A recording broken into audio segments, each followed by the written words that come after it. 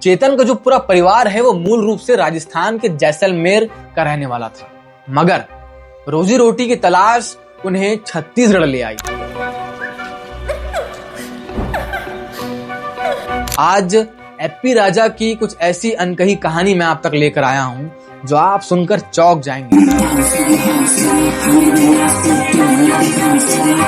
चेतन जो है रात भर उनके स्टूडियो में फर्श पर सोते और दिन भर रैप और म्यूजिक कंपोजिशन सीखते थे। यही वजह थी कि उनके करियर के शुरुआती गाने पंजाबी में थे।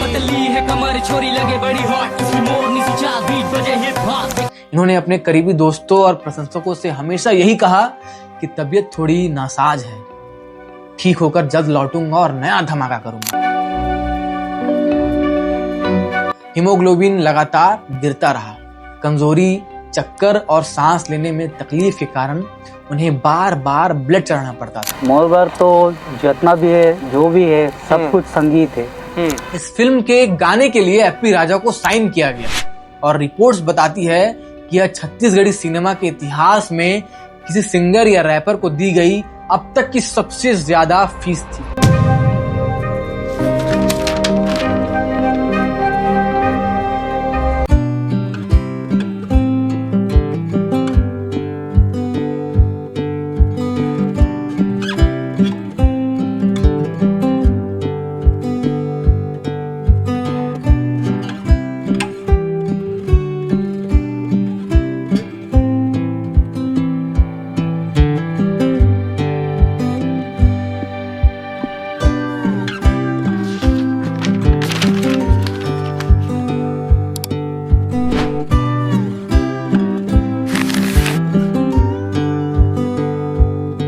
हमारे छत्तीसगढ़ में ना एक बड़ी पुरानी और बड़ी अजीब बीमारी है। यहाँ अगर कोई लड़का दिन रात कान में लीड लगाकर यानी ईयरफोन लगाकर घूम रहा हो और पन्नों पर कुछ घसीट रहा हो और कहे कि मुझे म्यूजिक बनाना है, तो ये समाज उसे एक ही तमगा देता है, पूरा ननचूहा हो गए है, आवारा हो गए है, हाथ से निकल गए है।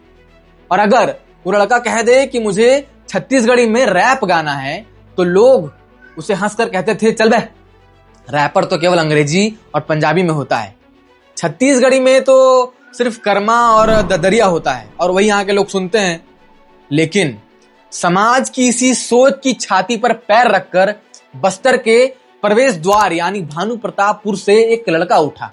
उसने न सिर्फ छत्तीसगढ़ी शब्दों को मॉडर्न हिप हॉप की बीट्स पर नचाया, बल्कि उसे इतना कूल बना दिया कि जो लोग कल तक छत्तीसगढ़ी बोलने में शर्माते थे, वो भी गाड़ियों में टूरा, भोको लोलो और रसगुल्ला वाले गाने फुल वॉल्यूम में बजाकर घूमने लगे।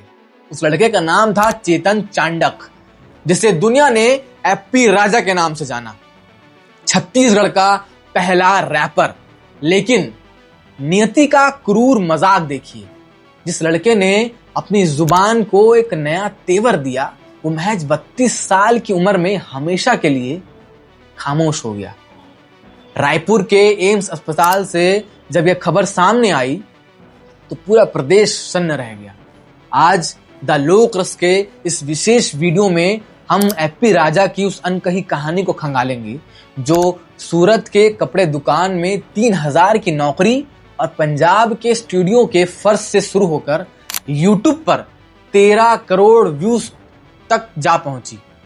पर उसका अंत इतना दर्दनाक होगा कि किसी ने नहीं सोचा था। नमस्कार, मेरा नाम मनीष बड़बंधा है और आप द लोक रस के वश में हैं। आज एप्पी राजा की कुछ ऐसी अनकही कहानी मैं आप तक लेकर आया हूं जो आप सुनकर चौंक जाएंगे।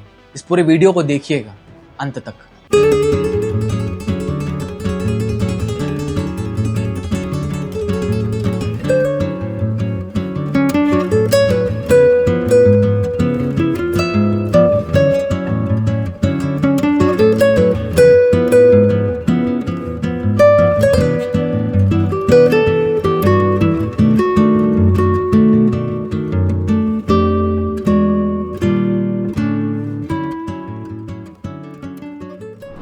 कहानी की जड़ें ढूंढने अगर आप निकले तो मालूम पड़ेगा कि चेतन का जो पूरा परिवार है वो मूल रूप से राजस्थान के जैसलमेर का रहने वाला था, मगर रोजी रोटी की तलाश उन्हें छत्तीसगढ़ ले आई।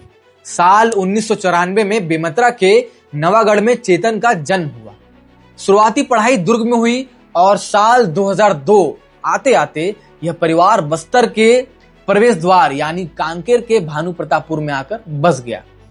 कहते हैं ना कि हुनर बचपन में ही अंगड़ाइयां लेने लगता है। भानु प्रतापपुर के एक प्राइवेट स्कूल में पढ़ते हुए जब चेतन महज 7वीं कक्षा में थे, तब उन्होंने अपनी जिंदगी का पहला रैप लिखा था। पर नियति को कुछ और मंजूर था। जब चेतन 11वीं क्लास में पहुंचे तो घर पर दुखों का पहाड़ टूट पड़ा। पिता को दिल का दौरा यानी हार्ट अटैक पड़ गया और घर की जो आर्थिक रीढ़ है वो टूट गई। अब जरा सोचिए, एक तरफ 11वीं कक्षा का छात्र जिसके सर पर रैप का जुनून हावी है और दूसरी तरफ एक घर का खाली चूल्हा। मां ने जो है घर संभालने के लिए सिलाई का काम शुरू कर दिया, तो चेतन ने अपना पूरा बस्ता समेटा और निकल पड़े गुजरात के सूरत। वहां कपड़े की दुकान में महज 3 से 4 हजार रुपए की महीने की पगार पर चेतन काम करने लगे। लेकिन जिसका दिल और दिमाग म्यूजिक के सुरों में धड़कता हो, वो कपड़ों के थान में कैसे लगाता। कुछ ही दिनों में वो सूरत की नौकरी छोड़कर वापस छत्तीसगढ़ लौट आए। लौट कर आए तो संघर्ष जारी रहा। साल 2014 में MH1 चैनल ने उन्हें एक मौका दिया। गाना था D2B, मगर असली टर्निंग पॉइंट आया साल 2015 में। पंजाब के लुधियाना के एक म्यूजिक कंपनी से चेतन को एक ईमेल आता है, अपना एक रैप रिकॉर्ड करके भेजो। रैप पसंद आया तो चेतन को पंजाब बुला लिया गया। इंटरनेट पर कई जगह ऐसा लिखा भी है कि वो पंजाब जो है वो घूमने गए थे, पर सच ये है कि चेतन ने पूरे 2 साल पंजाब में तपस्या की है। सिंगर जो अक्ष है और पंजाबी फिल्मों के म्यूजिक डायरेक्टर सरजीत सानू ने उनकी प्रतिभा को पहचाना। सरजीत सानू ने तो उन्हें अपने स्टूडियो में रहने की जगह भी दी थी। चेतन जो है रात भर उनके स्टूडियो में फर्श पर सोते और दिन भर रैप और म्यूजिक कंपोजिशन सीखते थे। यही वजह थी कि उनके करियर के शुरुआती गाने पंजाबी में थे। लेकिन चेतन के भीतर का एप्पी राजा अपनी माटी को भूल नहीं पाया था। साल 2016 के आखिरी महीनों में वो पंजाब से वापस भिलाई आए और अपने स्थानीय दोस्तों को इकट्ठा किया। डायरेक्टर प्रणव झा को साथ लिया और भिलाई की सड़कों पर एक गाना शूट किया। गाना था टूरा भोको लोलो। पियो नी दारू कबू में टूरा भोको लोलो, करथो में बूता दिन रात टूरा भोको लोलो, चाहो में चाहो तोला चाहे मोला रोगा बोलो, किला हूँ बर्फ गोला में टूरा भोको लोलो। इस गाने ने जो तबाही मचाई वो छत्तीसगढ़ के डिजिटल इतिहास में दर्ज है। यूट्यूब, फेसबुक, व्हाट्सएप, जहां देखो ये गाना गूंज रहा था। शादियों और पार्टियों में लोग इस गाने पर ऐसे थिरक रहे थे कि क्या बोलो। भोको लोलो और टूरी जैसे खाटी छत्तीसगढ़ी शब्दों को उन्होंने कूल बना दिया था। इसी साल उन्होंने बुनियाद रखी छत्तीसगढ़ी रैप कल्ट की, जिसका मकसद था छत्तीसगढ़ी संस्कृति का मॉडर्न हिप हॉप से फ्यूजन। इसके बाद एप्पी राजा ने पीछे मुड़कर कभी नहीं देखा। रसगुल्ला, चोचोहस, रिंगा रिंगा जैसे बड़े से बड़े हिट गाने दिए बिना किसी बड़े म्यूजिक लेबल के। स्वतंत्र रहकर उन्होंने यूट्यूब पर 13 करोड़ से ज्यादा व्यूज को बटोरे। उनकी धमक जो है सिर्फ युवाओं तक नहीं थी, बल्कि सत्ता के गलियारों तक पहुंच चुकी थी। 31 दिसंबर 2021 को उन्होंने तत्कालीन मुख्यमंत्री भूपेश बघेल को समर्पित करते हुए एक रैप रिलीज किया था, हमर काका पाटन वाले। खुद मुख्यमंत्री ने इस गाने और एप्पी राजा के टैलेंट की जमकर तारीफ की थी। इतनी तारीफ की चारों तरफ चर्चा हो गई थी।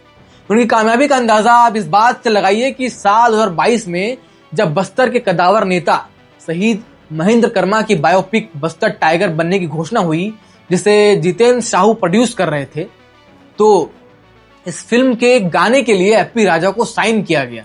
और रिपोर्ट्स बताती है कि यह छत्तीसगढ़ी सिनेमा के इतिहास में किसी सिंगर या रैपर को दी गई अब तक की सबसे ज्यादा फीस थी। पर हर कलाकार की तरह एप्पी की जिंदगी में भी विवाद जो है आए। कभी यूट्यूब पर अभद्र कमेंट्स को लेकर वो थाने पहुंचे, तो कभी सितंबर 2025 में आए उनके गाने झपा जाबे का को लेकर सोशल मीडिया पर बहस छिड़ गई, जिसमें गन कल्चर और शराब को दिखाने के आरोप लगे। मीडिया ने उनके लिरिक्स का पोस्टमार्टम किया, लेकिन एप्पी राजा अपनी धुन के पक्के रहे। इसी बीच उनकी निजी जिंदगी में खुशियां भी आई।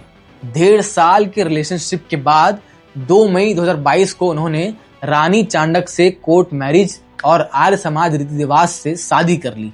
जून 2024 में उनके घर एक नन्ही परी ने जन्म लिया जिसका नाम रखा गया लक्ष्मी। सब कुछ ठीक चल रहा था, करियर ऊंचाइयों पर था, एप्पी रायपुर शिफ्ट हो चुके थे कि तभी अचानक नियति ने अपना क्रूर खेल खेला। दिसंबर 2025 के आसपास एक ऑपरेशन के बाद एप्पी के शरीर में खून की भारी कमी यानी एनीमिया की शिकायत हो गई। हीमोग्लोबिन लगातार गिरता रहा। कमजोरी, चक्कर और सांस लेने में तकलीफ के कारण उन्हें बार बार ब्लड चढ़ाना पड़ता था। जून 2026 के दूसरे हफ्ते में तबीयत इतनी बिगड़ी कि उन्हें रायपुर एम्स के आईसीयू में भर्ती कराना पड़ा। इन्होंने अपने करीबी दोस्तों और प्रशंसकों से हमेशा यही कहा कि तबीयत थोड़ी नासाज है, ठीक होकर जल्द लौटूंगा और नया धमाका करूंगा। मगर वो वापसी कभी नहीं हो सकी।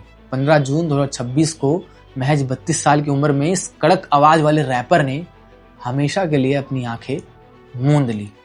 16 जून को भानु प्रतापपुर की धरती पर जब उनका अंतिम संस्कार हो रहा है तो वहां उमड़ी भीड़ बता रही है कि इस 32 साल के लड़के ने छत्तीसगढ़ के दिलों में क्या कमाया था।